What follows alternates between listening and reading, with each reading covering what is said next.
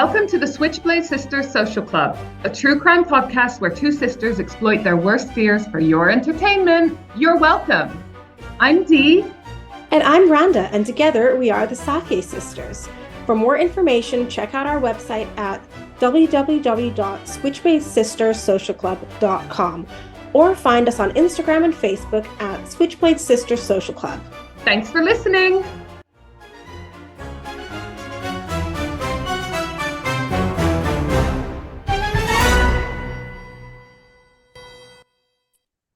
I'm ready.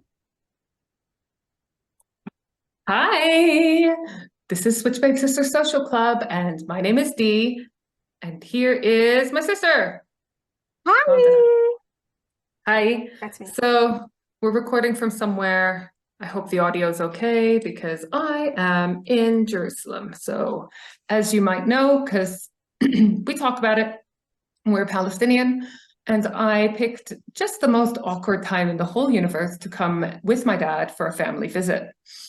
So we flew out on Saturday, the day of the start of the violence and I guess the media is using war.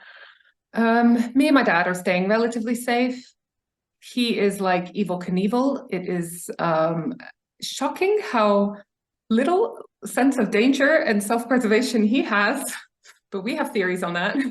We do. We had shelling in Jerusalem the other day, and he had the bright idea to go to a rooftop cafe. Well, yeah. Like you said, he's more concerned about a change of plan. He really is. We were at the airport when everything was kicking off, so we genuinely weren't even sure whether the flight was going to cancel. And the look of panic in his eyes at the thought of having to phone the airline to make a change was it was funny. I mean, not at the time. At the time, it was kind of panic-inducing. But we're here now. We're staying safe-ish.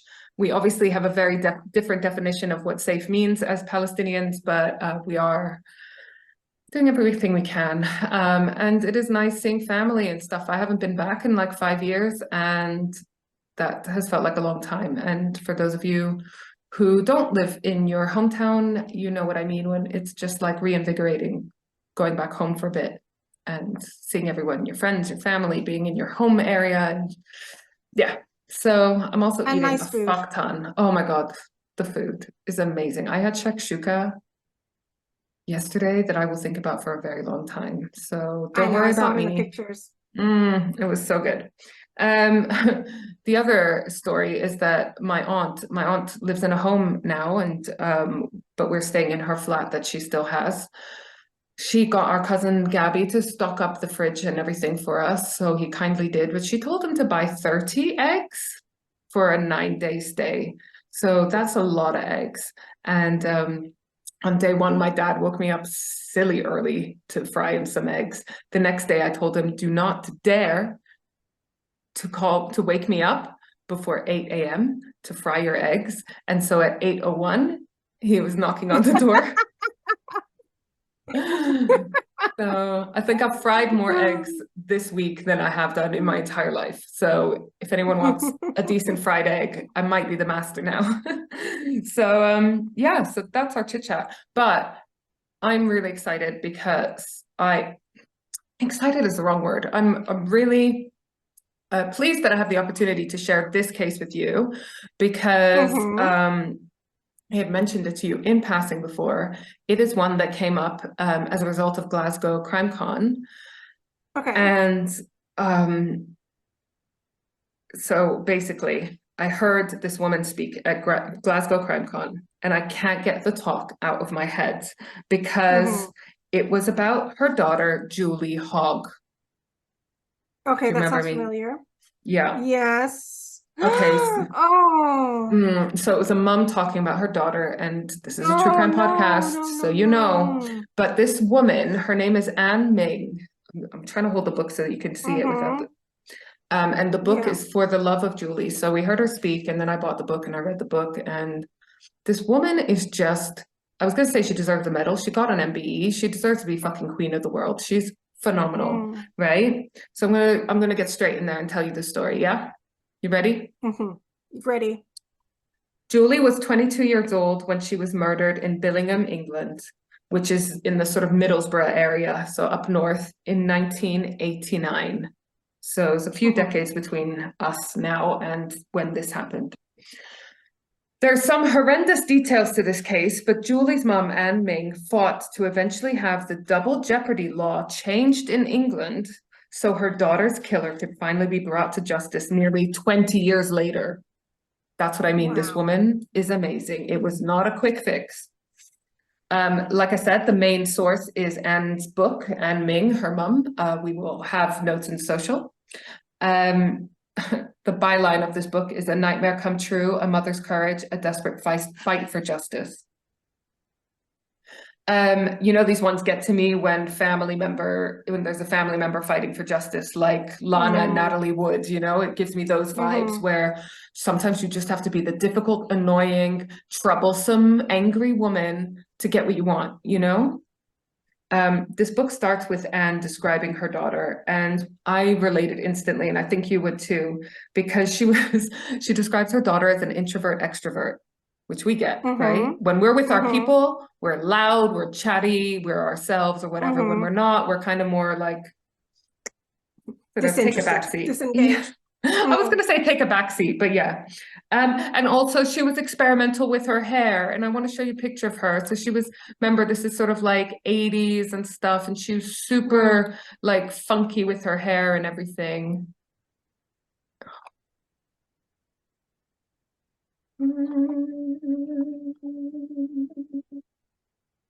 And she had like, look at her with her eyeliner. I mean, this could have been us, you know, bit later than her, but she was a trailblazer. And then here's a photo of her mum, Anne Ming. Legends, both of them. So she had at one point Boy George dreadlocks wrapped in rags or bright turquoise fringe. So she would have been a friend, you know? We would have seen her in the street and thought that girl is cool. Julie herself was a mum. She had a kid called Kevin. Anne describes when Julie was born, and this is like childcare and like births and stuff, you know, freak me out. If you had a trouble-free first birth, you were expected to do the rest of them at home. So Anne's mum just took Anne's 2-year-old son, Gary, for a walk around the block while she gave birth to Julie on the 22nd of February, 1967. So anyways, let's rewind to when Anne met Charlie Ming, who was at a Chinese restaurant in 1962, back when they were still a novelty. Now we see many Chinese restaurants. Anne was 16 and Charlie was 20 years older. Charlie was half English and half Chinese, and still faced, as you can imagine, a lot of prejudices in 60s Northern England, right?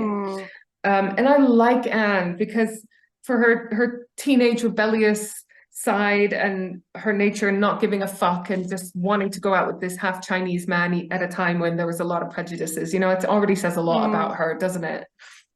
They got married a year later and had Gary and then Julia and then another daughter called Angela. They were used to adversity.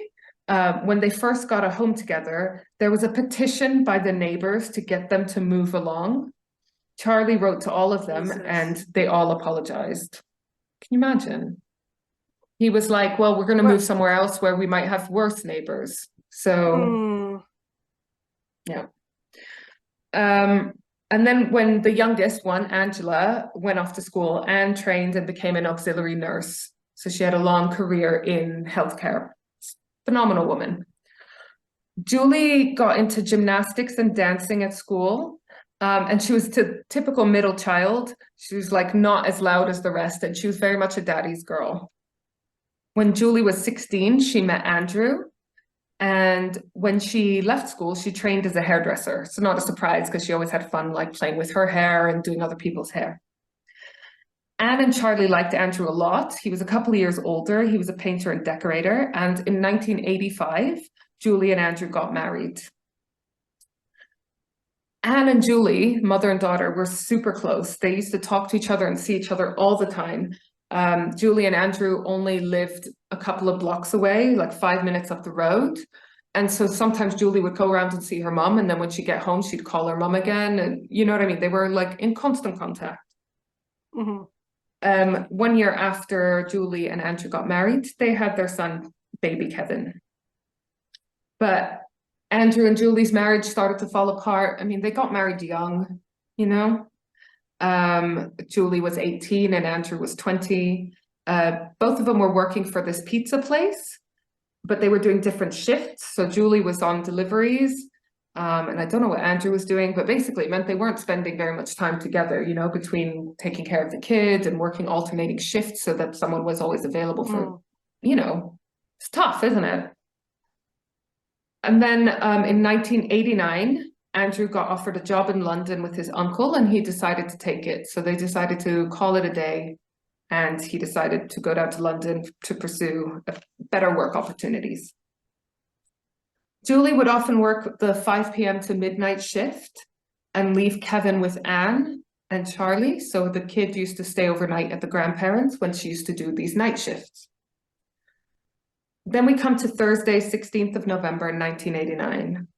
A month after Andrew went down to London, Julie was due to go to court to apply for their legal separation. Anne came over the day before to pick up Kevin because Julie was working that night, so Kevin was going to stay at his grandparents. Julie wanted Anne to ring her at 7:30 the next day to make sure she was awake because she was really anxious about getting up in time. You know, she was going to finish work late. She wanted to make sure she got up in time to go to court to get this legal separation from Andrew, her husband. When Anne got home with baby Kevin, well, he was 3 years old at the time, Julie even rang her again to remind her to make sure she was awake the next morning because, and Anne was due to go with her to court, you know, for moral support. Anne called Julie at 7:30 a.m. the morning 16th of November. But there was no answer. And Anne was worried that Julie was still asleep, you know, in a deep sleep. So she went round to Julie's house, because remember, it was only up the road. There was no answer, and Anne was like knocking on the door repetitively, absolutely no answer. Surprised, but Anne didn't have a key, so she couldn't let herself in. And then, bless her, because obviously days before mobile phones, right? She drove down the road to the phone booth to try again, still no luck. In Julie's house, the curtains were drawn. So it kind of looked like Julie never woke up because that was one of the first things she would do in the morning is to open up the curtains. Anne drove back to the house to knock some more. She noticed a man was watching. So she asked if he'd seen Julie and he said no, and that he didn't hear her come home from work, which he normally does.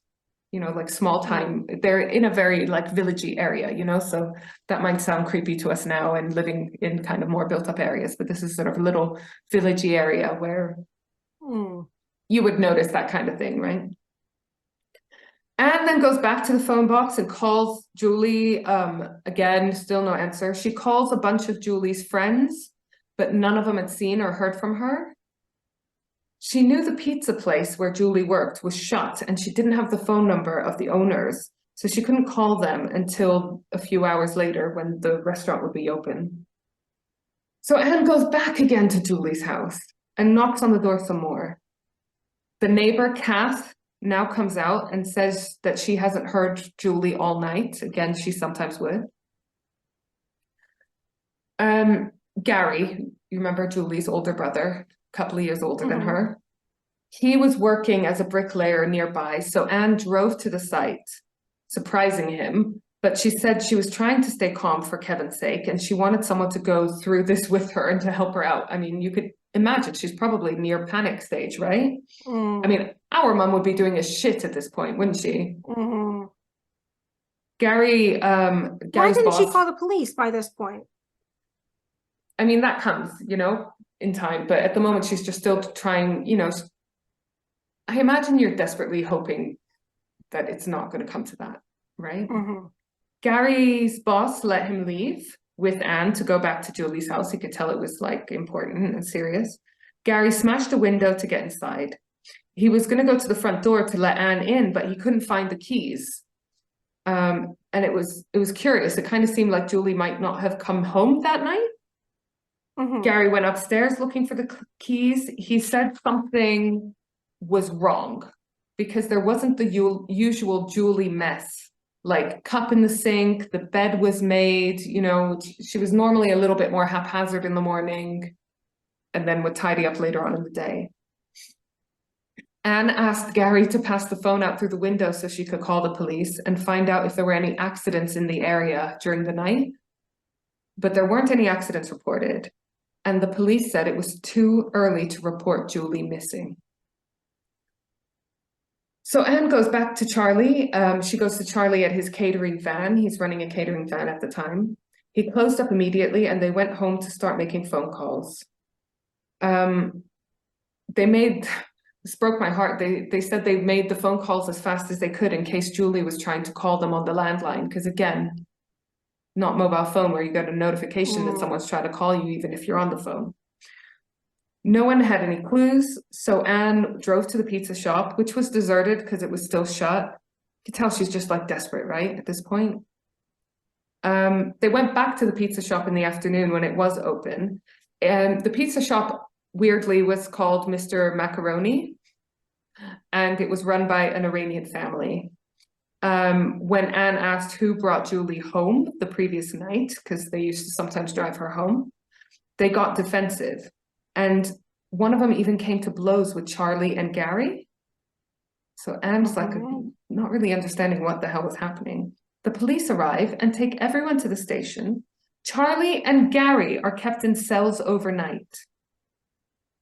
I mean, you can give them a break, right? Like their daughter is missing and you've said you can't report her officially missing yet, but like they're clearly distraught. So what makes that worse is it also means that Anne's left on her own for a whole night while her son and her husband are in prison, you know? Anyways, the Iranians dropped the charges, so nothing came of this. And one of them admitted to bringing her home and seeing her put her key in the door before he drove off. Anne last heard from Julie on Wednesday, and it is now Friday. So she drove to the police station and insisted that they take this case seriously. And that was really difficult because the police were like, oh, she fits the profile of someone who run away. And Anne's like, no, she doesn't. She had an appointment because they were like, oh, young woman, probably went down to London, you know, blah, blah, blah, run away from her life. And Anne was like, no, I know her. She was really keen to get to this appointment. She wanted, you know, she kept on insisting I call to make sure she's awake for it. She wasn't the type to run off. She would never leave her kid, et cetera, et cetera, et cetera. And the police were like, nah, you know. Finally, on Saturday morning, 2 police officers arrived at the house to take a statement. But again, they're still not that concerned, even though Anne is telling them this is completely out of character. You know, she's not giving them any information that would indicate that this is like a normal kind of runaway situation. She's not done this before. She's got her whole life there, et cetera, et cetera. And why did the owners of Mr. Macaroni get angry? Like, why didn't they just volunteer that information that somebody drove her home? I'll come back to that. Hold on to that little question there. By Sunday, the family are going crazy, as you can imagine. She's been gone several days now. They've not heard a single thing. The neighbor Kath says her son Mark got a call from his police friend who had an anonymous tip-off. So they're getting anonymous tip-offs are being leaked to the family. Apparently someone had seen a drunk woman bundled into a car by 3 men. This lead came to nothing though. Anne eventually goes to the bigger Stockton police station on Sunday because she feels like the local Billingham station aren't taking her seriously. And they, like I said, they're just going on about how they think that Julie just went down to London. Which, again, only the baby that cries gets the milk, right? You have to just make yourself seem as, you just have to make yourself annoying to people, and then they might do what you want to make you go away. So did they not have the whole policy of everyone's a missing person after 24 hours then? I thought that was a thing. I don't know. I've heard different hours stated. I don't know what it was like in 1989. Okay. Yeah. So Anne goes to this bigger Stockton police station and she's shocked to see the Iranian family from the pizza shop there. And she assumes one of them is a suspect or has been charged. But Inspector Jeff Lee, who's in charge of the case, pulls her aside and tells her he is sending a team of forensics to Julie's house the next day. So on the Monday, she's gone missing. They haven't heard from her since Wednesday. On Monday, the 20th of November, they sent 5 forensic officers to the small 3-bedroom house on Grange Avenue. And these 5 forensic officers spent 5 days there to check, you know, obviously to check for any clues or anything. On the Wednesday, Inspector Lee asks Anne to go to Julie's house to check if there's any clothes missing or anything that she notices that's, you know, out of place or whatever.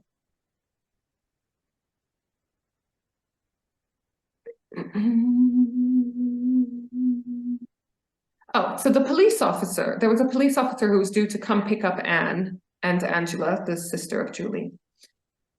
This police officer was several hours late, so Anne calls the house, Julie's house, to see where this police officer is. And the person who answers the phone, the police officer who answers the phone, says, "There's no dead bodies in here, if that's what you mean." Like, she asked, "How is the search going?" And he said, "There's no dead bodies in here, if that's what you mean." She's like, to the mother, the woman that's missing. Like, can you believe how insensitive that is? Anne replies, "I know my daughter is dead and I don't need you to tell me."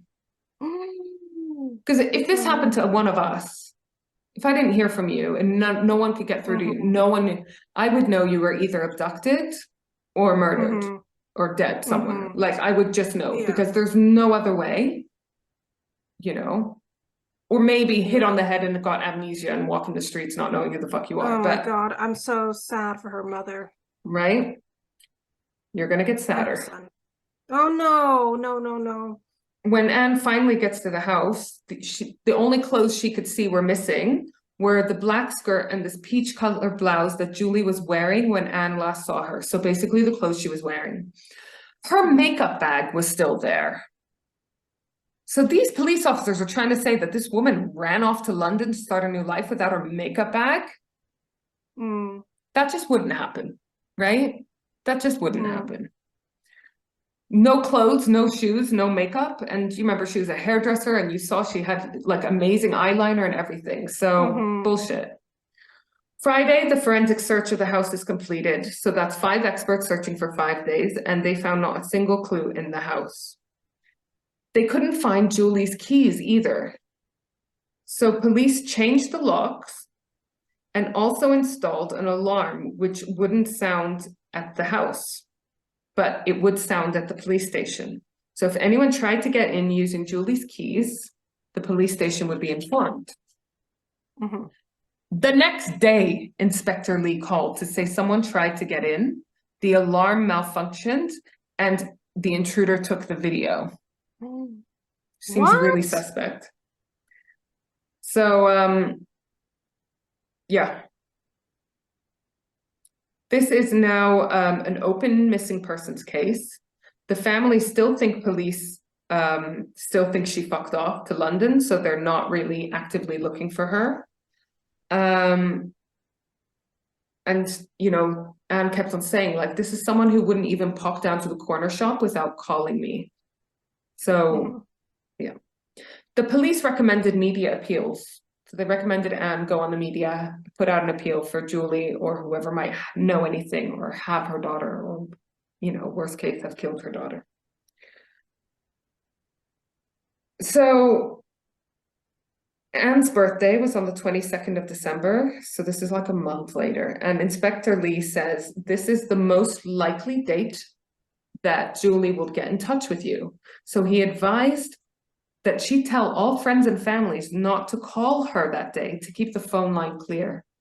I mean, can you imagine a shitter birthday than this? But Julie didn't call, and that was another key moment of realization for Anne, because there was no way that her daughter, if she was alive and well, would have missed phoning her mom on her birthday. Julie didn't call at Christmas or New Year either, not even to speak to Kevin, her 3-year-old son. By the end of January, police said they have no use for Grange Avenue anymore. So Andrew decides to move back into it because he's decided to move back up to Billingham because, you know, his child now, he's the sole parent of this child. They don't know where Julie is. So this is 3 months after Julie goes missing. Anne and Andrew take charge of clearing Julie's clothes and clearing the house and cleaning the house of all the mess from the forensics, the fingerprint dust, all of this kind of stuff. Also, the house has been shut for 3 months, so it's been messy and it's neglected. And on the 1st of February, Andrew went back to Grange Avenue to start doing a bunch of this tidying up. When he first turned on the gas, so the first thing he did was turn on the gas for the heating. He called Anne at tea time, and I've put in here in my notes, what the fuck is this? Because I always get confused, tea time, because English people have different words for lunch and dinner and supper and tea time and whatever. But he called her at some point in the day to tell her that there's a horrible smell in the bathroom. Anne thought it was just because the toilets had not been used, you know, the drains hadn't been flushed through and stuff for a few months. This reminded me of the time I came back off holiday and there was like worms in my toilet and I had to Google them. Oh, you're joking. Yeah, this was a good few years ago. It was drain flies. So it's quite common if you leave it for a few weeks. Oh my God. So, yeah, gross. So one of the days while Andrew's cleaning the house, Anne drops by. She's got Kevin with her on the way to a play group. And Andrew says the smell is getting worse and worse. So Anne goes to the bathroom to investigate. She says she'd worked in operating theaters for years and she knew exactly what the smell was. She hoped it was like a dirty sanitary towel or a dead rat or something hidden somewhere. Anne pulled at the bath panel so that she could see behind it, and it made the smell worse. And she could see a body wrapped in a blanket behind the bath panel. Oh God, how did the forensic police spend 5 days there and not think to look there? She came out screaming, she's under the bath. Andrew went to look with a screwdriver and confirmed. They called the police, and when Inspector Lee arrived, Anne charged at him. And she was shouting at him like, how could this have been missed? I mean, can you imagine 3 months on? She finds her own daughter. Yeah. God, it reminds me of the Cecil Hotel when they didn't look in those huge water tanks. Yeah. I mean, this is a fairly small house, compact house, 5 forensic experts, you know? Mm-hmm. Andrew was taken in for questioning, as they normally do. It's quite often the spouse. But he was let go. He wasn't suspected for long. So this is what Anne says of Inspector Lee. I still wasn't able to control my rage towards him for what he had allowed us to go through. Before anyone could stop me, I had run at him again, knocking him off his feet and pinning him over the chest freezer, punching him and screaming at him. I'm not surprised. No. Lee promised an investigation into why the body was missed. I mean, it just feels like a quite obvious place. Yes. Right? Like, again, where could you hide a body? Especially something that's the right size. Where the fuck were they looking if not there? Meanwhile, externally, the police made it seem like they're the ones that found the body after a long investigation and all their hard work. And they tried to keep it under wraps, of course, that it was the mother herself who found her daughter's body, because that's not great optics, is it? So next day, Anne had a meeting with the Deputy Chief Constable, Jack Ord. She brought a list of each of her complaints against the police. And they were at the time assigned a woman called Sergeant Sandra as a family liaison officer. The next kick in the teeth was when they opened the loft. So at one point, Anne, during the forensic search, asked the police officers, oh, have you looked in the loft? And they were like, yeah, we know how to do our job, lady, blah, blah, blah. They look in the loft, and what did they see? Julie's diary, like her day diary, you know, her planner, cash card and watch, just out there visible. So, yeah, when Charlie had asked them, have you searched the loft? He was told, do you think we're a bunch of 13-year-olds? were the exact words. The case broke Sergeant Sandra, the family liaison officer. She often broke down in front of Anne, so Anne was consoling the family liaison officer and told Anne she could no longer go into her own bathroom because of what happened. She signed off sick after 1 week. So this is horrendous. It must have been like how horrendous it must have been at the time. So for a while, they had no family liaison officer, and the head of the murder squad, Derek Dobson, also never got in touch. They only knew him from the television. So the senior investigating officer never got in touch with the family.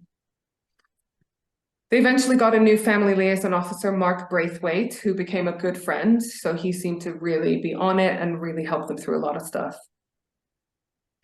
This breaks my heart. They didn't want to tell Kevin, who's like 3-4 years old now. They didn't want to tell him that his mum had been murdered and found in the bath.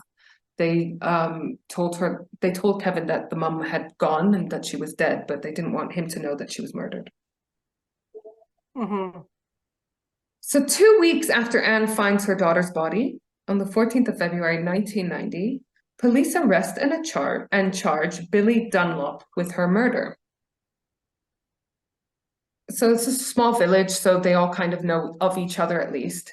And Anne remembers seeing him at the house a couple of times with some other of Andrew's friends. Remember, Andrew was Julie Hogg's husband.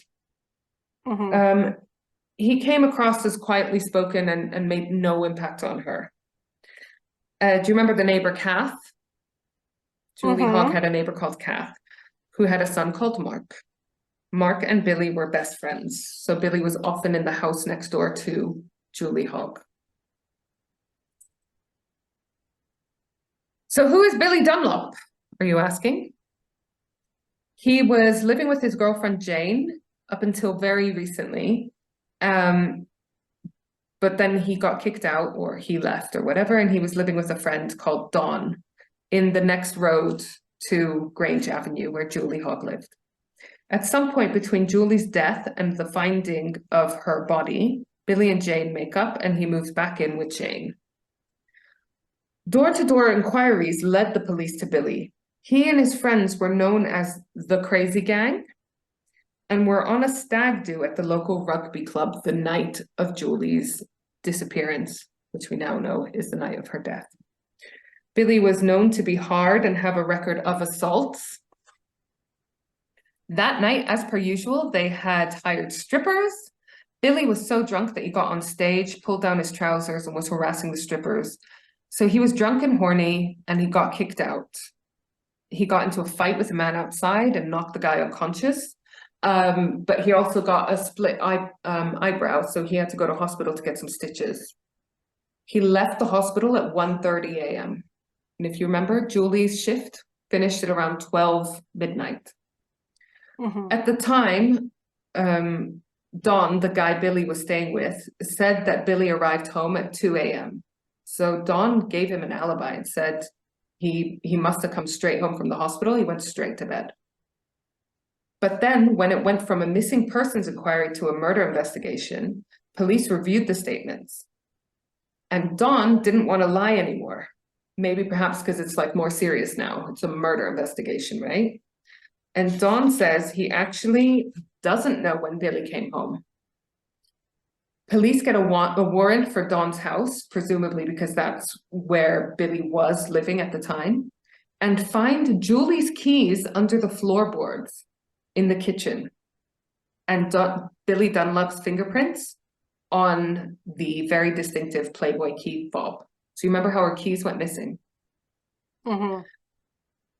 Billy was wearing a Billingham Rugby Club shirt, and fibers from such a shirt were found on the blanket wrapped around Julie's body, and semen was found on the blanket as well. Billy Dunlop denies everything, of course. The postmortem examination concludes that she was strangled, that there was strangulation of type, but hard to tell exactly how she died, and she was sexually violated. Anne the brave mother, wasn't happy when Julie's body was released because she was really worried that if Julie was cremated or even buried, then they wouldn't be able to, if the test results didn't come back by the time they had the cremation, what if the test results were fucked up or whatever? Like she wanted to make sure they didn't cremate or bury Julie, well, cremate because they wanted to cremate her, that they didn't cremate her before they had all the evidence off of her body, which is just such a horrible thing to have to consider when you're planning your daughter's funeral, right?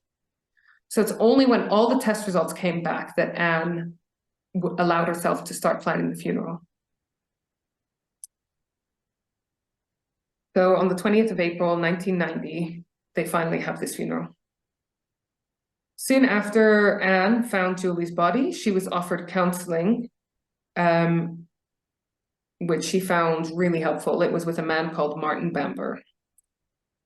Anne and Charlie, as often is the case, were grieving very differently. And I was like making a note to Google how many parents of murdered children stay together or get divorced. And she preempted my thoughts, and she says 9 out of 10 couples who lose a child to murder split up. And it's not a surprise because marriage is fucking hard enough. I'm divorced and we didn't have any hardship like this. So I can't imagine the pressure. And again, like she was saying, if you're grieving in totally different ways, it could be really hard to look after yourself and take care of your partner and be there for your partner in the way they need it as well, blah, blah, blah. It's I can't even begin to imagine.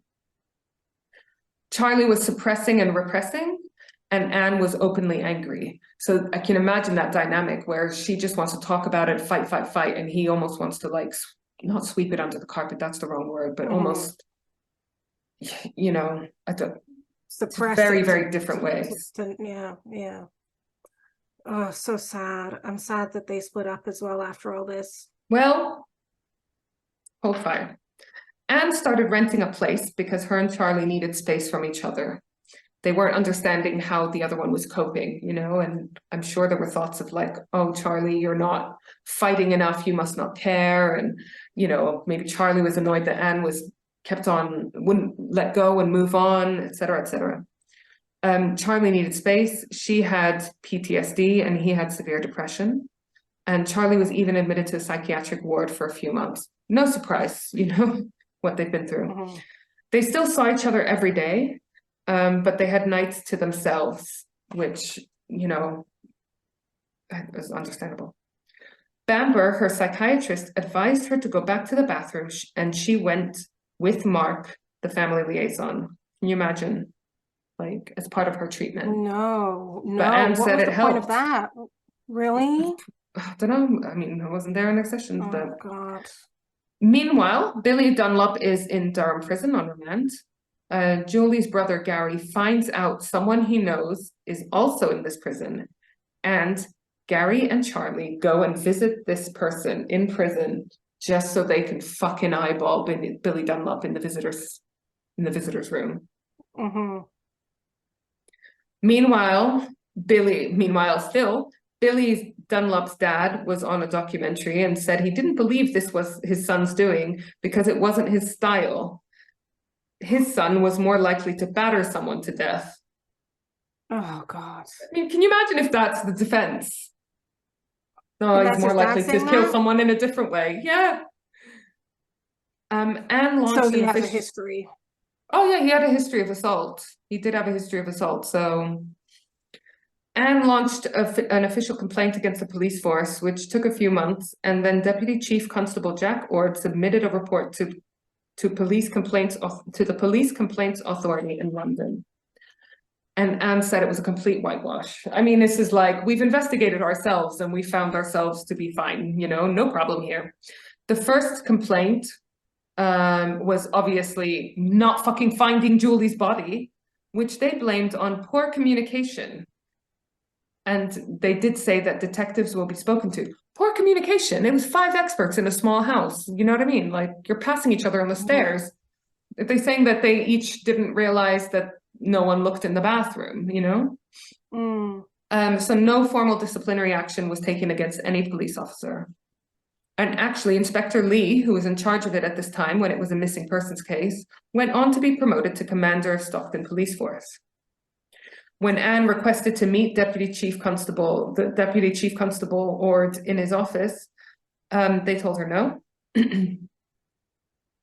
Until they got wind that Anne was thinking of suing the police force. Then they met and offered her £5,000 compensation. £5,000. I know that's more in today's money, but quite rightly, Anne viewed this as a fucking insult, right? She did eventually take a 10K settlement because she thought of it as an official, like a public apology, and she felt like she had no fight left. Or did she? This woman is a fucking hero. May 1991 was the start of Billy Dunlop's trial, and it was the first time that the family met the head of the murder squad, Derek Dobson. I can't believe he wouldn't have at least called them to introduce himself, right? Judge Swinton Thomas isn't it such a stark contrast between how Colin Sutton I was just thinking, Colin Sutton first thing would have gone to the family, I think. This guy didn't even do a fucking phone call. They only learned of his existence and his appointment as the head of the murder investigation on TV, which is just bullshit. So Judge Swinton Thomas was the presiding judge in Newcastle. At the trial, Anne had to listen to loads of stuff about Julie's dating history because obviously they brought it all up, and Anne was actually unaware of it. So, Julie and Andrew had split up at this point and she was seeing other guys. Julie had slept with Billy Dunlop once, but she became scared of him and it wasn't an experience she wanted to repeat. So that came out in the trial. The trial lasted 3 weeks. There was more information about the 5-day forensic search of the house. The police officer who said to Anne, of course they looked in the loft, admitted that he just stood on the banister, pushed his head through the hatch, lit a match and looked around quickly to see if there was a body. So they didn't really do a full search. Wait, lit a match. What's that for? To see. For light. Not much light. Do you know what I mean? And if they'd seen her bank card and her planner, they would have known instantly that there was something seriously wrong. Maybe they would have looked a bit more closely, Maybe they would have fucking found a whole human body. Also, the alarm that was fitted, it hadn't malfunctioned. Do you remember the next day, that night, someone had broken in, supposedly? Yeah. It hadn't malfunctioned when someone broke in. The forensics team, it actually rang the station. 2 officers arrived within 4 minutes, but there was no forced entry, but the back window was open and the TV and a video was stolen. The family weren't told any of this, that there was actually someone who got in the house, stole some things, and didn't need to force entry, even though supposedly they changed the locks. They called the dog handler during the forensic search. The dog indicated nothing downstairs, but on the way upstairs, the dog becomes agitated and dragged the handler into the bathroom. But he didn't bark, so the officer pulled the dog to the garden instead. So the dog is trained when it smells a live person to bark, but not when it smells a dead body. But this dog obviously smelled something unusual and was dragging his handler into the bathroom. We don't deserve dogs. They're so amazing. Billy Dunlop claims he got so drunk he wandered around town and doesn't remember what he got up to. The doctor who treated him at A&E says he was drunk, but he was in control and would have remembered that evening.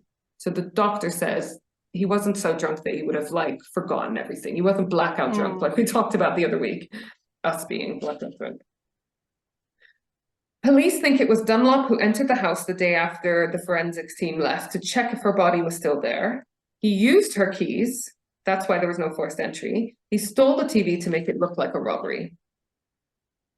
Billy Dunlop spent a lot of time at the house after he murdered Julie, and it's possible that he was still there when Anne first came knocking on the door at 7:30 a.m. well, soon after 7:30. It was thought that Billy Dunlop kept her keys because he planned to return at a later date to dispose of her body. Billy Dunlop's defense, what do you think it was? Oh God, something stupid. Yeah. And Someone's trying to frame him. Who the fuck's trying to frame you? The jury deliberated for one day. When the jury came back in, they are told to have their foreman stand to give the verdict. This is gonna fuck you off big time. No. But they didn't have a foreman. They didn't know they were meant to pick a foreman. No one had told them. Like, no one taught them the process or the procedure of being on a jury. They also could not come up with a majority decision, so the judge ordered a retrial with a new jury. It's like putting the whole family through another one, which didn't take place until October 1991, like 6 months later. In between trials, Anne bumps into Jane in the street. Remember Billy Dunlop's on and off again girlfriend? She's also the mom of his 2 kids. She says he hopes they get him next time or it will be her next. So Anne says, like, it was at this point she realized that Jane was also another victim.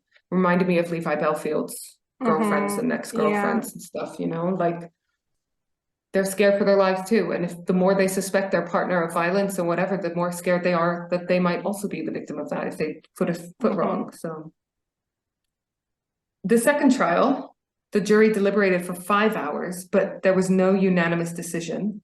So the judge acquitted Billy Dunlop, let him go free. The jury struggled because there was no confirmed cause of death. Remember I told you that the post-mortem said it was like strangulation of some type, but we can't really say how or what. Suspected strangulation, but too much decomposition to tell, which is infuriating because there was decomposition because the police didn't find the body for 3 fucking months. They found it 3 months earlier, you know? So months down the line, you can imagine what this family are going through. They know this guy killed their daughter and he's just been let free. Months down the line, Anne gets a call from a friend that Billy is in the pub. He's drunk and he's boasting about getting away with what he did to Julie. Can you imagine? Because it's a small village, you know? Police say that even if there is new evidence, there is nothing they can do because they can't charge him again because of the double jeopardy laws. If he's been acquitted formally by a judge, he can't be retried for the same crime. At this time, soon after this time, Charlie has a heart attack and decides to get rid of his catering fan that he has and, you know, calm his life down a bit because no reason needed. Anne and Charlie move back in together. But they're living in fear of Billy. Again, they're living in a small community. They're worried about bumping into him. They're angry that he hasn't served justice. Imagine knowing your daughter's killer and then they live in the same town. I mean, I already get anxious about the thought of bumping into an ex in the street. Like, I can't even imagine this. Soon after, Jane goes to the police to say that Billy threatened to kill her, and they put her in a safe house. Billy tracks her down and even stops at a local police station to ask for directions to the safe house. But he was recognized and arrested, and a custodial sentence was put in place for a few months in January 1997. So he served a bit of jail time. He came out of prison and started dating a woman called Donna, and soon after he was arrested and charged with attacking Donna's friend, a guy called Sean Fairweather, and her. He broke several bones and Sean's face and knocked him unconscious. He stabbed Donna with an oven fork which punched her lung. He stabbed Donna with an oven fork which punctured her lung. There were witnesses present and the victims were surviving, so they were able to tell their tale. Billy pleaded guilty to wounding with intent to cause grievous bodily harm, and he got, how many years do you think? Fucking stabbed her with an oven Not enough. fork. Not a Puncturing enough. her. 7 years. for basically trying to kill two people. Mhm. In prison, Billy Dunlop sent threatening letters to Donna, which she brought to the police. Also, Billy became friends with a female police officer while he was in prison. And so they decided to use this relationship or friendship or whatever it was. They wiretapped the police officer and got 60 hours recordings of him boasting about all of his crimes, including killing Julie. So wait, Like- this police officer he became friends with, was she under like pretending to be his friend? Yeah. She was like, Oh, okay. she was just going around her work business, but they noticed that Billy seems to like her, trust her, probably fancy her. And he was so arrogant that he would just talk to her about all of his fucking crimes and whatnot. Yeah. But police still can't try him for this murder. Sorry, Big Assy. This is so stupid. If he's confessed, why can't they? There's a It's double so jeopardy stupid. law. So stupid. 800-year-old double jeopardy law. The police can't try him for murder, so what they do is they think of a new plan and decide to charge him with perjury because they have proof that he's murdered Julie Hogg, but he said he didn't in court, which is perjury, lying under oath in court with a maximum sentence of 7 years. And they worked out that he committed perjury twice. So I'm guessing on both of the trials. So they have the option of trying to get him in jail for 14 years for perjury. Mm-hmm. When Billy realized he was accused of perjury and that it was recorded evidence, he agreed to giving a confession. And here is his confession. After Billy's wild night out and fighting and going to the hospital to get stitches in his eye, he went to Mark and Kath's house, remember, the neighbor of Julie Hogg. But Mark was already in bed. He noticed that Julie was still awake because she must have like come home from work not long before. And so he decided to pay her a visit. Because remember, he's drunk, he's horny, he's bored, he's worked up, he's got adrenaline running, and he slept with Julie in the past. So he probably thought, oh, I could probably fuck her again, huh? I don't want to put words into his mouth. I don't know what he was thinking, but he clearly wasn't ready to just go to bed, huh? When Julie answered the door, he said that she was laughing at the state of him. Remember, he's got fucking stitches in his eyes, probably covered in blood, fuck knows. And yeah, so he got angry because she was laughing. And it's reminded me of the study, which I keep on meaning to dig up because it was so interesting. It was a study that found that men were most scared that women would laugh at them, and women were most scared that men would kill them. Yeah, I remember when you mentioned that. So Julie did what, you know, he as a toxic male was most scared of, and he laughed at her. She laughed at him and said that Julie did have a nervous laugh. So it's possible this happened, that when the scary guy turns up in the middle of the night, all fucking covered in blood and drunk and whatever, that she might have had her nervous laugh on, you know? He said, I just lost it. Using blind rage as an excuse, but never explained what happened to her body or why there was semen on the blanket that her body was wrapped in. So he's claiming he just lost it, right? Because, and this is Anne's theory, people understand rage.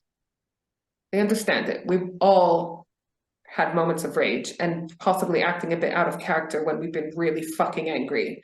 What they don't understand is defiling a dead body. So he never touched on how she had been sexually violated and why there was semen on the blanket. At this time, victim impact statements were being introduced to read to judges before sentencing. So this is a fairly new thing at the time.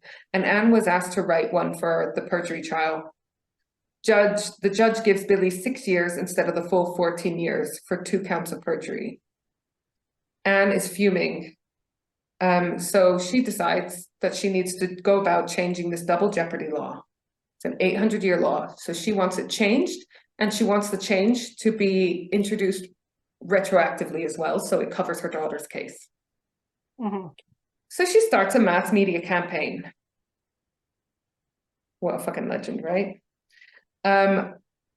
One con for changing the law, like one reason why this law is in place, because it sounds a bit mental that even if they find a whole bunch of new evidence, if someone's been acquitted, they can't retry them. But the reason why, one of the reasons why this law is in place is so that police and lawyers and whatever, and prosecutors make sure that they actually genuinely have enough evidence against someone before they take them to court. You know, so it's to protect people as well. And if they know that they can always just bring a suspect back to court, if they find more evidence later on down the line, it might lead to a bit of sloppy police, you know? And also in the book, it just mentioned that Anne joined a group, and I wanted to mention this group because I just wanted to bring everyone's attention to them because they sound amazing. Support After Murder and Manslaughter, SAM. So it's a group specifically for victim support, which I thought was amazing. So we took a break and we left Anne ready to change the law. We're now in 1999, and Kevin at this point, you remember Julie Hogg's son, he's 13, and they still hadn't told him that his mother had been murdered. But with all this like renewed media attention and with him getting older and with kids at school being fucking mean, it was time. Because kids at school... So what did he think? He knew that his mother... He knew his mother was dead. He just didn't know that she had been murdered. So they eventually have to tell this poor boy the full truth. I mean, I imagine they knew they would have to tell him at some point, right? They're just waiting for him to be a bit older. Anne met with the then Home Secretary, Jack Straw. I just remember this hilarious story. We were at school when this was happening, and Jack Straw was Home Secretary. And he was trying to criminalize cannabis, make it more illegal. And then his son... Yeah, I was going to say there was a scandal with his son. I'm going to say allegedly, because I can't remember what came of the case, but allegedly his son was growing cannabis in his garden. So, yeah. They had already recommended changing the law and applying it retrospectively. So it was already something that was in the works. But he said it would be a long road. And the next step was to take it to the Law Commission. So Anne wrote to them directly, and they invited her to meet with them. Because she knew if they saw her face and heard her story, it would be harder to ignore her, right? The Law Commission published a paper in January 2001, so about 2.5 years later. Lord Justice Old announced the law change and that it might be applied retrospectively in some cases. The bill went through Parliament in July 2002 and through the House of Commons in May 2003. So it's a fucking long road. Then it needed to go through the House of Lords. Anne went to go speak to the Lords on the 9th of July 2003. So bless her, you know, she's like a nurse from up north, and now she's like in front of all of these fucking lords pleading her case. The law went through and it was applied retrospectively. So in the 4th of April 2006, do you remember we started this like law change stuff back in like 1999. 2006, the law changed. And the next day, the chief crown prosecutor called Anne to ask if they could meet. He explained they would have to get Billy Dunlop's original acquittal quashed before any other trial could take place. And this would need to be done before 5 high court judges. I get why they have all this. It's important to be able to protect people in case they are innocent, but it's fucking long, isn't it? So in May, this is happening fairly quickly now. May 2006, there was a hearing to quash the original acquittal. The judges instantly agreed. So now Billy can go to trial for the murder of Julie Hogg, which, remember, they have recordings of him confessing to. At the first appearance at the Old Bailey, Billy Dunlop pleads not guilty. How? I don't know, after he confessed in court.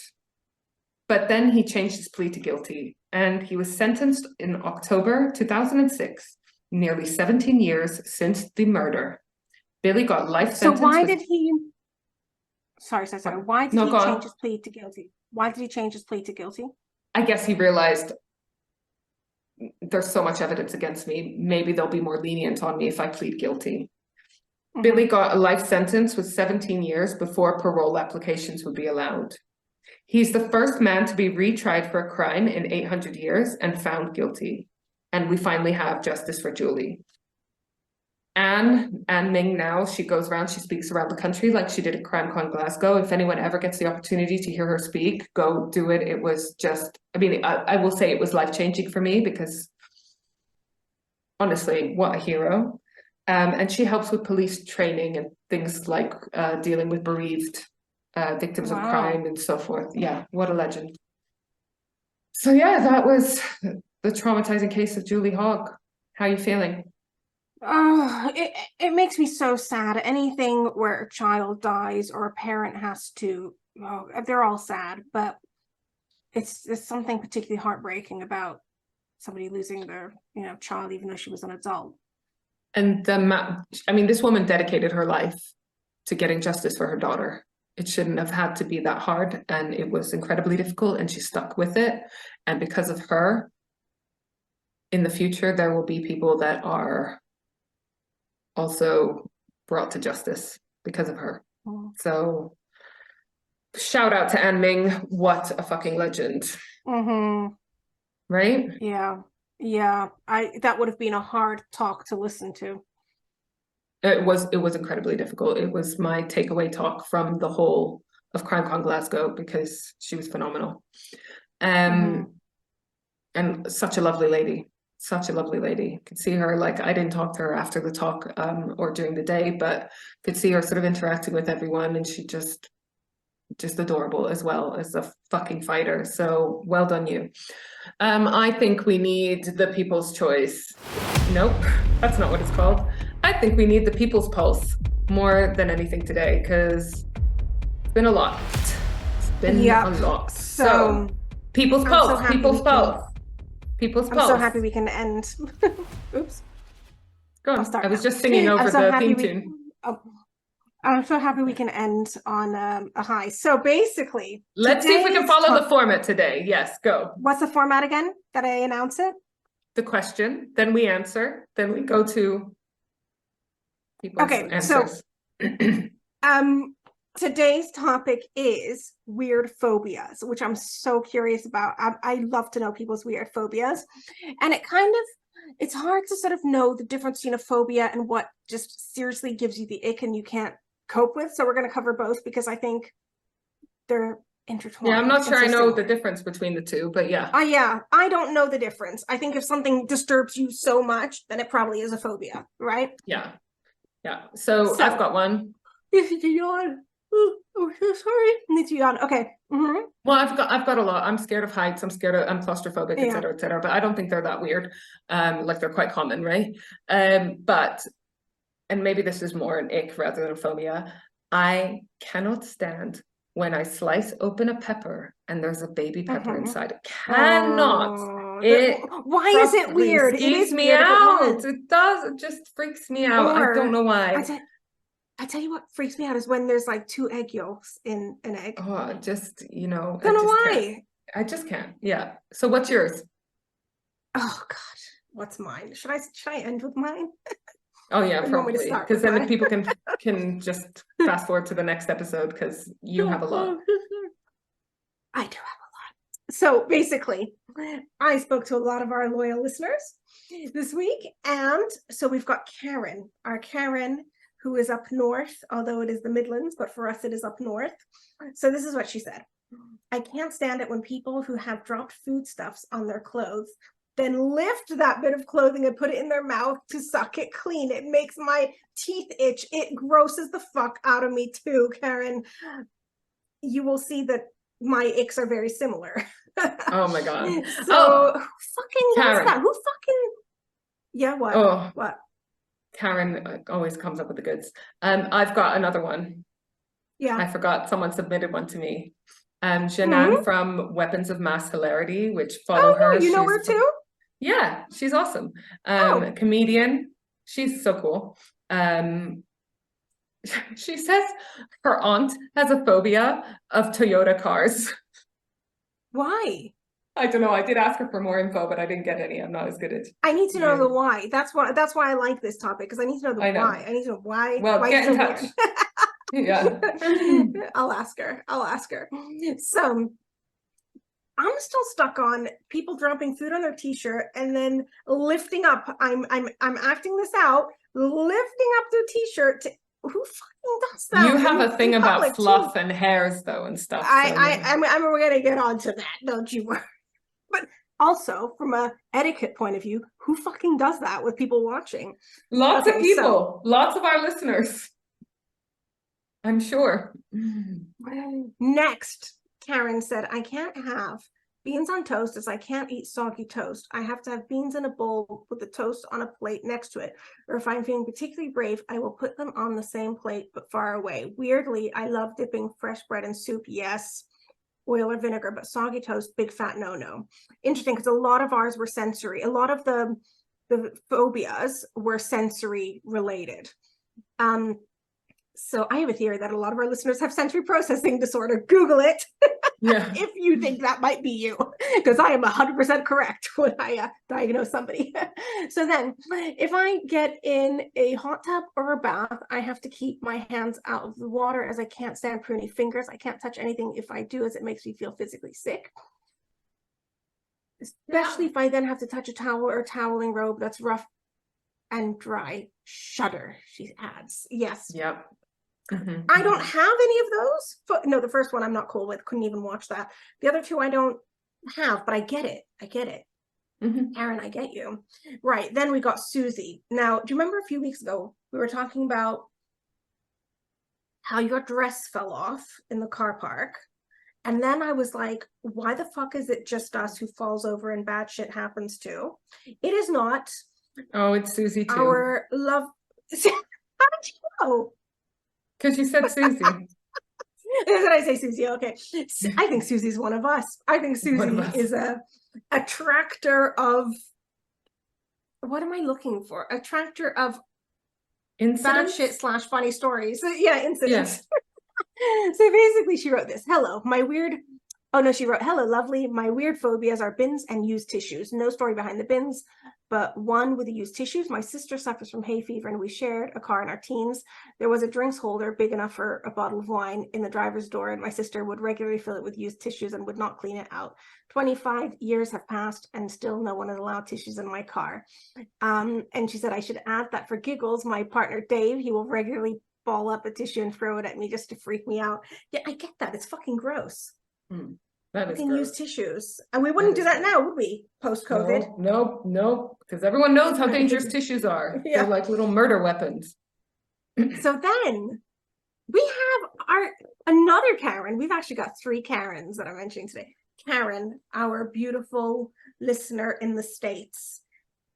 Hi, Karen. Karen said, she's so sweet. So she said, mine is not weird, it's spiders. No matter how small. Sorry to yawn. Okay, cut this out. Sorry. No matter how small. I had a friend who had, I think, a weird one. It was cotton, like cotton ball or Q-tip cotton. She could not even be near someone using a cotton ball. Yeah, I kind of get that, because you know, in the dentist, when they put that cotton roll in your mouth, I'm fucking like the texture. I can't. It's gross. It's gross. Fucking can't. It's a texture of it. But the spider thing is interesting because people either are or are not. Yeah, people either are or they're not afraid. And I have to say, out of all my phobias, I'm not. I've trained myself to get better. Having lived on my own for several times in my life, you kind of have to. I wasn't very brave when we lived in the same building. I used to call Jim when you lived downstairs and I lived upstairs. I used to call Jim to sort out my problems, my spider problems. Didn't we get a spider claw? Didn't we have a stick with a claw? Yeah, that does not fucking catch the spiders. It just angers them. But the other day I had a spider in my sink, with like a massive fucking spider in my sink, and it was a day I was going away for 2 days with Gary to Essex, and he was like, just leave it. And I was like, I cannot, because when I come back and it's not there, I'll have to move house if I don't know where the spider is. Yeah. And he was like, just get a glass and put it under. And I was like, nope, because then I will have to throw away this glass. Otherwise, I'll never know which is the spider glass, and I won't be able to drink out of any of the glasses. So the long and the short of it was that I was very brave and got it in a jar and threw it in the garden. But yeah, get it. I get it. I get the spider thing. They're just gross. They have too many legs. And in winter, we do get some fucking huge house huge spiders. Ones. Exactly. That you're like, is this, it makes you, you're like, is this a tropical fucking spider? How is this English, you know? Yeah, false widows as well. Yeah. Yeah, funny, because I'm really actually not afraid of spiders. I do have to dispose of them outside quite a lot, because it's funny, since moving into a house, and I wonder if it's because it's a detached house, I feel like they can come in from all angles. So I feel like I have more here than ever before. But anyway, probably. So another weird one. I like this weird one. Sorry. God, oh my sorry, everyone. I'm so sorry. So sorry. We're recording later than usual, and we're both knackered from life. So this one is our dear friend Lucy B. Now, she got a lot of quirks, so I knew it was going to be interesting. So she said this: weird phobia, fear of holes. The most terrifying holes are on sponges or the little air pocket holes you get on the beach, or like oversized pores. It's like everything you can't see that's in it. It's horrific. It's called trypophobia. She said, don't Google it. Don't Google it if you don't want to be haunted for eternity. Literally feel sick talking about it. And the thing is, a phobia of holes I've heard of. I've read about it before. And it's interesting because Che, for those who don't know, that's my son, he gags at the sight of a hole in clothes. He has a big problem. Started off with just couldn't wear clothes with holes in them. Now it's like he gags at the sight. And he also has problems with bubbles, doesn't he? His list is long too. Yeah. So then I asked Lucy B, what do you mean about the air pocket holes you get on the beach? Did you know what that means? I know what she means. Oh, you do know? Okay.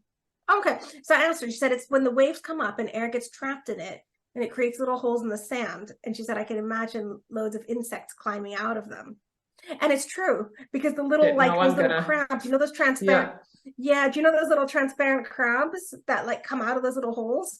Yeah, sorry, Lucy B, you probably are gagging just listening to me here to read this out. Yeah, but let's move on. It's funny. But can I just say, I asked her, how do you feel about all those blackhead videos that are all over Facebook? I don't know if anyone's seen them, but they're fucking all over the place. You know, like the Dr. Pimple Popper, she loves that. Weird, because those gross me out. I do not. Well, this is the thing. This is the thing, isn't it? Phobias are irrational. So you can be like totally cool with something, and something that's very similar be not fucking cool with. That's what I find interesting. Anyway, I just remembered that my friend Charlene has a phobia of buttons. Yeah, that's she would literally gag. I don't get it. Yeah, I don't know what it is or what, but she would literally gag. Like I remember her telling us that time, and she was gagging, telling us because she was thinking about. So buttons. Weird.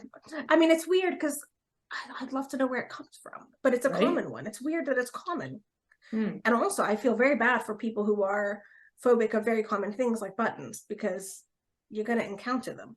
So did she just wear elasticated trousers all the time? I don't know. Interesting. So then we have our dear friend. I told him yesterday, you're a top, what I say? Hold on. Let me remember. True crime top toddy. I guess what I'm talking about. Colin? Not Colin, although he is. Stephen? Yeah. Stephen Keogh. I told him he's up there. Yeah, I told him he's up there with Colin Sutton, Steve Gaskin, and Wentworth Miller. Yeah. So anyway, so our dear friend Stephen Keogh, by his book, Deanna's going to tell you the name of the book. Murder Investigation Team, and there's a sequel about Jack the Ripper. Excellent book. So his phobia, he said it's not a phobia as such, but I can't go into the shop lush, complete sensory overload. And it's interesting because I've heard that from a lot of people. So for those who don't know, Lush, and I'm sure almost all of our listeners do because we are predominantly female, according to the stats, Lush smells like fucking everything in one, right? Like When a you million walk bath in, you bombs either in love it one. or Yeah. you either love it or hate it, but you walk in and your senses are assaulted. And if you like the smell of it, it's great. If you don't, I've heard from a lot of people they get migraines and feel pukey. I mean, you can smell a Lush down the street. Yeah, you can. Yeah. It's like the strongest smelling thing ever. I'm okay with So it. I'm yeah, weirdly that's- okay with it. And I'm normally not great with smells. I'm really bad with smells. Like if it's a bad smell, I will like be gagging. Physical Yeah. response. But Lush, Yes. I'm okay with. Yes. What smells make you gag? I had to clean out my friend's cat litter tray the other day, which is something I had to do regularly because I had cats and I forgot how bad it was. But like, yeah, properly gagging, had to do this kind of stuff, wrap my scarf around my nose and everything. But I was like gagging. I know you do gag quite easily. I think that is a family thing we have because a lot of mine revolve around gagging. Mine's mainly from okay, smells. so yeah. So then, okay, so my friend Carrie said she has a physical reaction to like a feeling sick listening to Robbie Williams. I get that because his music is shit. But she said it was because there was a glass-bottomed boat incident when I was 14 listening to his music. I didn't ask what that incident was. But Robbie Williams, his music. Oh, and also, beans and mushy peas. Yeah, texture, sensory thing, huh? Yeah. Another sensory one. Then there is more. Okay, so Lynn. Okay, my love of my life, Lynn, who I've talked about many a times. Okay, this one is called misophonia, I think, and I fucking get this so much. She said she said fucking people slurping and noisy eating, and I get that too, because when I was in the gym a few weeks ago and somebody was sitting next to me in the co-working space, and every fucking time she picked up her cup of tea, she slurped. And I swear I wanted to throw her fucking cup of tea. And I can't work out whether it's makes me angry because like I get instant rage, you know? Here, like instant rage. And I can't work out if it's because their manners are so bad and that's angering me, or is it the sound that's triggering me and making me angry, but also lip smacking. You know, those people who are, I don't mind messy eaters, but fucking noisy eaters where you hear every sound their mouth is making and all the lip smacking, and I can't. It doesn't gross me out, it makes me angry. It makes me fucking angry. So Lynn has that too. So yeah, noisy eating, fucking people slurping. Also woolly gloves. She has a textural sensory thing with that. She also can't stand if somebody's wearing socks and they rub their socks together. She can't. I've seen her reaction to it. Did you rub your socks together? No. I didn't, because I know snot. She has an irrational thing with snot. She can't. But I will tell you how good a friend she is. She came when she was over here a few weeks ago. Chase sneezed on her and Rio made her clean her snotty nose. And Lynn, being just the amazing person she is, she just did it. So, oh, bless her. And she has kids, doesn't she? So she would have had to do that as well, bless her. Oh, yeah. And then Isla said microfiber, which is one apparently common as well. Microfiber. Can't touch it, hates it. Then, hold on. Okay. So here, I've got two more submissions. Quite a lot for this one. Okay, so Mary. Mary is a friend who I used to work with. We both used to be teachers. Mary, when she gives us a fucking answer, she gives a. Is this Mary from you know Mary? artist. Yeah. Then what's her Instagram? Mary. What's her? Let's give her a shout out. Her because her art is amazing. Muriel's Magpie. Muriel's Magpie. Yeah. Yeah. Go check her out on Instagram. She's fucking got amazing shit. We'll put the link in the show notes as well. Yes, I love her submissions because she goes into detail and that's what I want. So she said, masks. When I was at uni, a housemate jumped out at me in a mask and I kicked and punched the crap out of him as a natural reaction because I was so scared. I've seen a Yes. person wearing a screen mask in the rear view mirror while driving and almost slammed the brakes on. Yeah. That's, yeah, masks. Yeah. Being number 2, being strangled or grabbed around the neck. I've got a super sensitive neck and don't like anyone touching it. Plus, had a fight with my Being brother in the strangled car. is an irrational fear.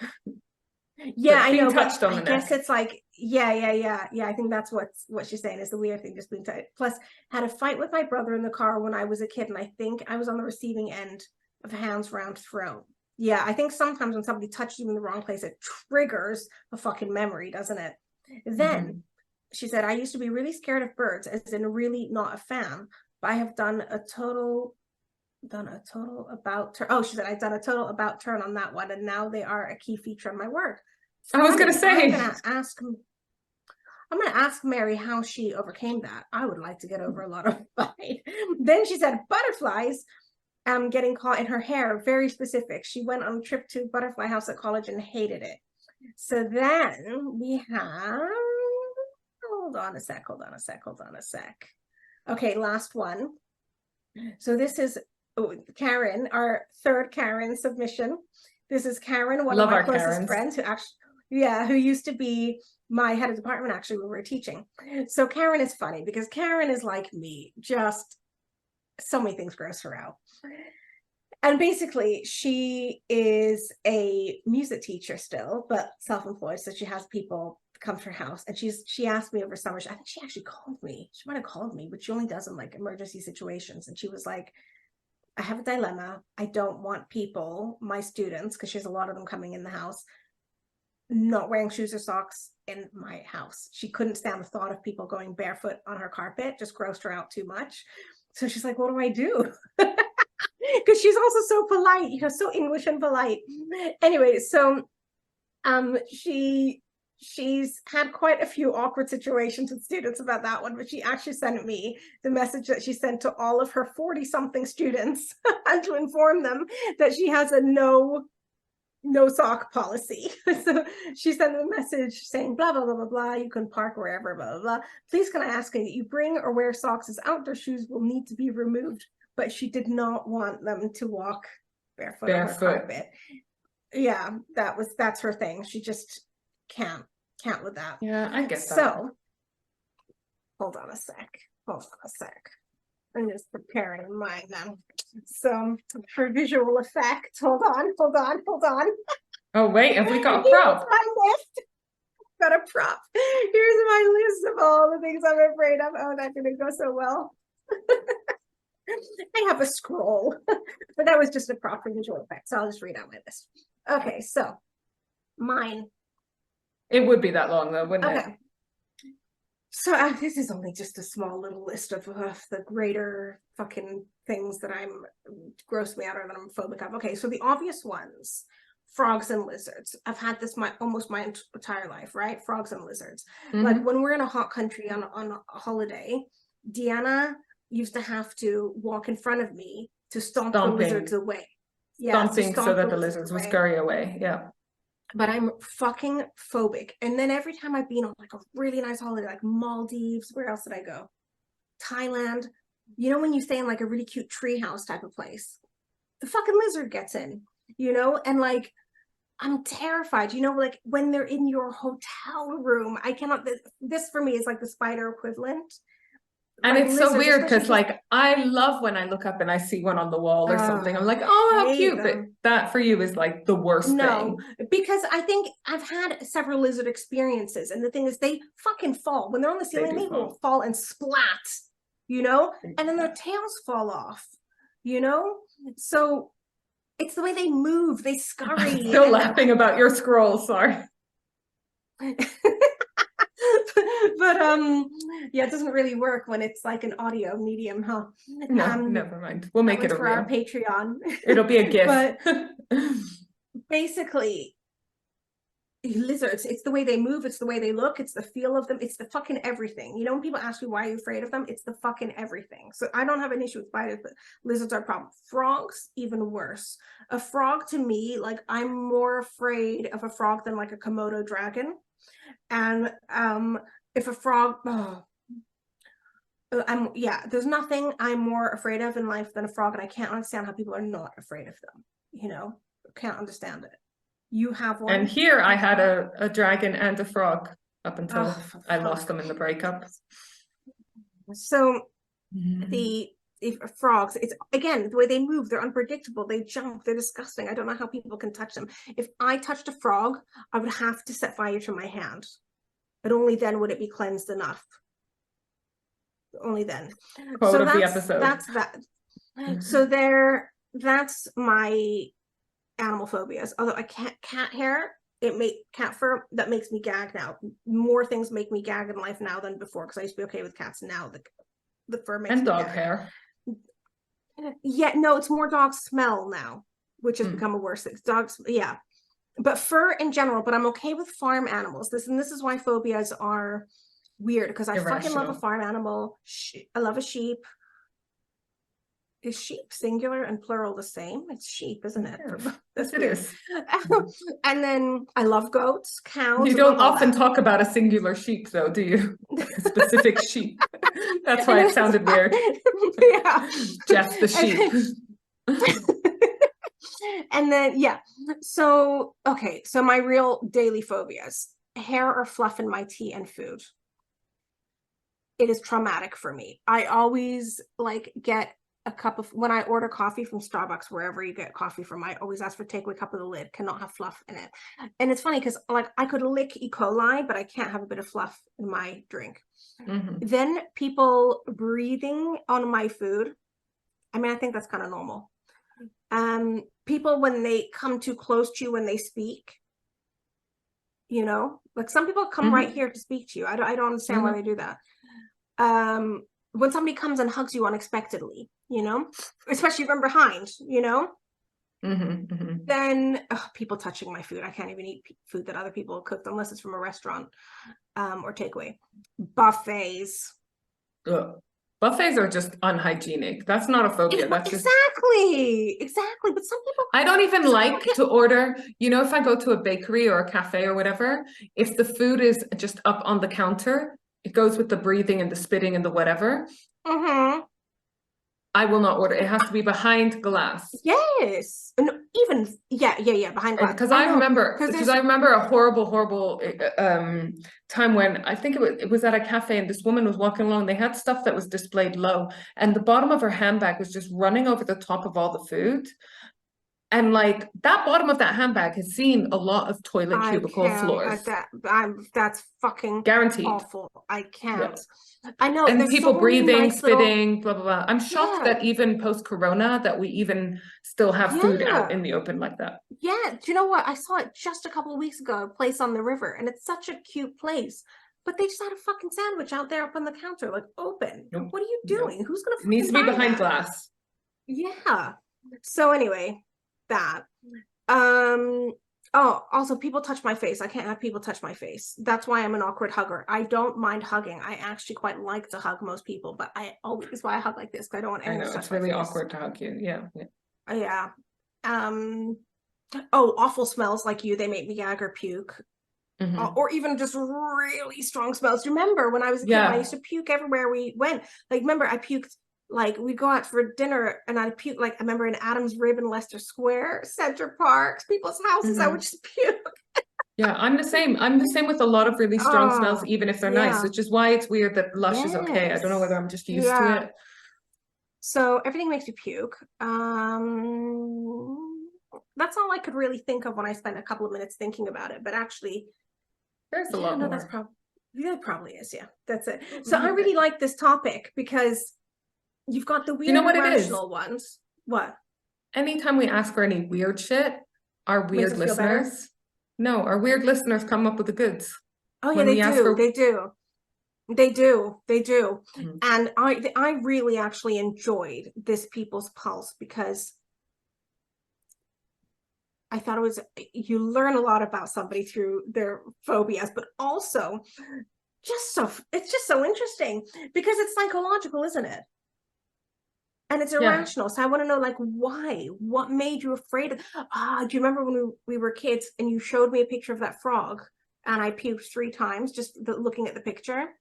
It was a picture. It was an advert for like Nickelodeon or something. Yeah, and And there it was was a a frog coming kid out of with a somebody's mouth. frog. Yeah, I remember it because I was really Yeah. cruel and I used to show it to you to annoy you, or Oh my when you God. annoyed me. And this kid had a frog's leg Yeah. sticking out of his Oh. mouth with like the Deanna, goop that and was everything. pre-Photoshop. That kid put that frog in his mouth, didn't he? Because we're talking early I'm midnight. sure no, they had some kind of fucking I don't know, but paint, that you know, when Microsoft Paint. Yeah, I remember that was good. But yeah, I just found it interesting, this weird, and next week's one, I've already started researching it, is in a similar vein. I think yeah, it's interesting to know what people love and hate and can't stand and why, you know? So I liked it.